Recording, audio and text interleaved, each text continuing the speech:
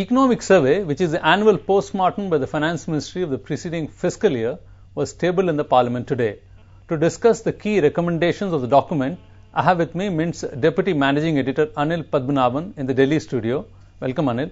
We are joined by Niranjan Rajadhyaksha, Mint's Managing Editor from Mumbai. Niranjan, welcome. What are your thoughts on the documents? The survey has said lots of correct things. Do you think it's it's a lot of wishful thinking, or we are looking at a new India? I think you have to understand the difference between the economic survey and then the budget which follows it. The economic survey is written by the economists in the finance ministry, and the budget is very often the end result of a political compromise between various parts of the ruling coalition or ruling party. So, by definition, the economic survey is always more ambitious in its reform agenda than the budget. So, that's one thing. I always think that, between what the economic survey suggests and what the budget does, there's always been a gap. Hasn't, Anil, I'll now ask you this question, hasn't it kind of laid a roadmap for the things which might appear in the budget? Srini, the roadmap that they have spelt out, there's nothing new. It's been stated time and again. It's a question of acquiring the political will. To me, what comes through from the survey is the fact that they seem to have, for the first time, found an ideological basis to justify reforms in this country. They have done so by saying that unless and until you reform this country, undertake big ticket reforms, you can't push growth back to the levels that they were before the global shock hit us.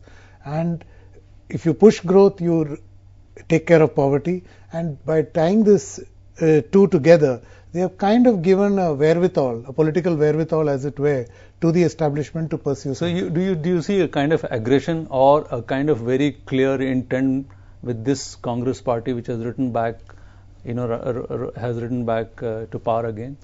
I wouldn't read that in the economic survey. Like Niranjan said, it's a statement of intent and will tend to be ambitious. But if you're looking for signals, you should read the aggression with which each minister spelt out a 100-day agenda. And some of them are part of this big ticket reforms, particularly higher education, which Kapil Sibal talked about, is being mentioned in the survey. Niranjan, it's maybe just a statement of intent, but earlier economic surveys normally used to be very wishy-washy. But compared to all that, this survey seemed to have taken a very clear direction towards reform.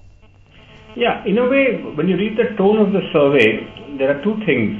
One is the tone about the state of the economy, which by definition is more circumspect today. If you read the economic surveys of the past 3-4 years, when growth was growing, when growth was on a high path, at that point of time, it was there was far more optimism in the tone of that part of the survey. So this time it's more circumspect as far as the realities of the economy go, because there is a large fiscal deficit, growth has slowed down, there are other issues. Anil, are there any hints about revival of the economy? Is anything?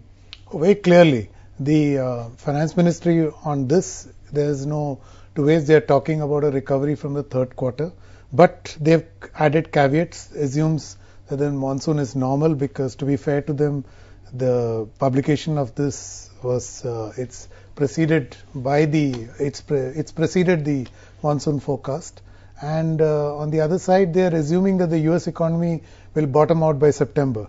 But even then, the downside is they're projecting 7% for the year if all these assumptions hold through. Alternatively, they're talking about 6.25%. In any circumstance that we look at, that's a very good metric to measure it.